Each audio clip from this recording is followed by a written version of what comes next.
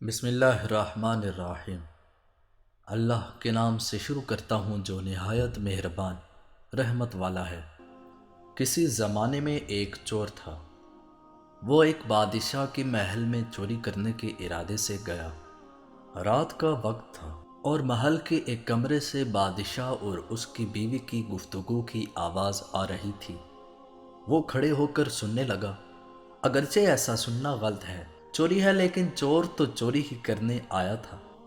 آخر وہ چور ہی تو تھا۔ اس چور نے سنا کہ بادشاہ اپنی بیوی سے کہہ رہا ہے کہ میں اپنی بیٹی کی شادی ایسے آدمی سے کروں گا جو نہایت متقی و پرہیزگار ہو، بہت اللہ والا ہو۔ جب چور یہ بات سن رہا تھا تو اس کے دل میں خیال آیا کہ کیوں نہ میں کچھ ایسا بن کر دکھاؤں کہ بادشاہ میرے ہی ساتھ شہزادی کی شادی کر دے۔ دل میں ایک ہرس پیدا ہو گئی۔ اب وہ چوری کرنا تو بھول گیا، لیکن دھوکہ دینے پر اتر آیا اور گھر جا کر بہت دیر تک سوچنے لگا کہ کس طرح میں اس بات میں کامیاب ہو سکتا ہوں۔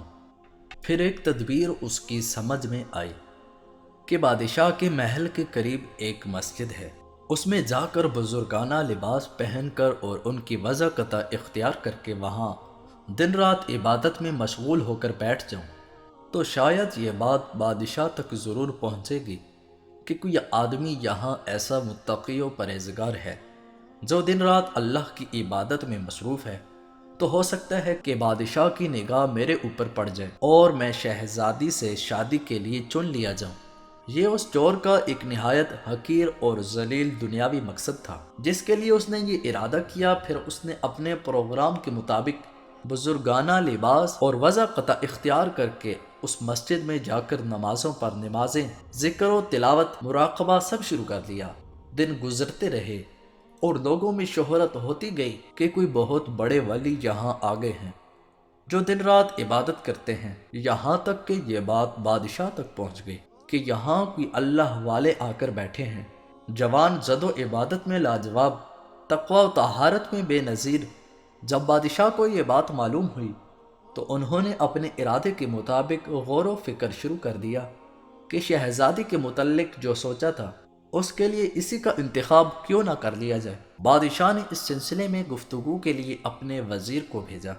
وزیر اس شخص کے پاس مسجد میں پہنچا اور باادب ہو کر اس سے کہا کہ میں آپ کی خدمت عالیہ میں بادشاہ کی طرف سے ایک پیغام لے کر آیا ہوں۔ اس نے پوچھا کہ کیا پیغام ہے؟ وزیر نے بتایا کہ بادشاہ نے کئی سال پہلے یہ فیصلہ کر لیا تھا کہ وہ اپنی بیٹی کا نکاح ایسے شخص سے کرے جو بڑا متقی و پرہیزگار ہو، اللہ والا ہو، اور وہ اس کی تلاش میں تھے۔ ان کی نظر آپ کے انتخاب پر آ کر رک گئی ہے، لہٰذا بادشاہ نے مجھے بھیجا ہے کہ اس سلسلے میں آپ سے گفتگو کروں۔ یہ شخص جو دراصل اسی تمنا و آرزو میں یہاں آ کر بیٹھا تھا، بہت دیر تک وزیر کی گفتگو سنتا رہا۔ اس کے بعد اس کی آنکھوں سے آنسو جاری ہو گئے۔ وزیر نے پوچھا کہ کیا بات ہے؟ تو کہنے لگا کہ آج جو پیغام لے کر آپ آئے ہیں یہ پیغام مجھے منظور نہیں ہے۔ وزیر نے کہا کہ کیوں منظور نہیں؟ اس شخص نے کہا کہ دیکھیے، میں صاف صاف بات آپ کو بتاتا ہوں کہ میں اصل میں ایک چور تھا اور ایک مرتبہ بادشاہ کے محل میں چوری کے ارادے سے گیا تھا۔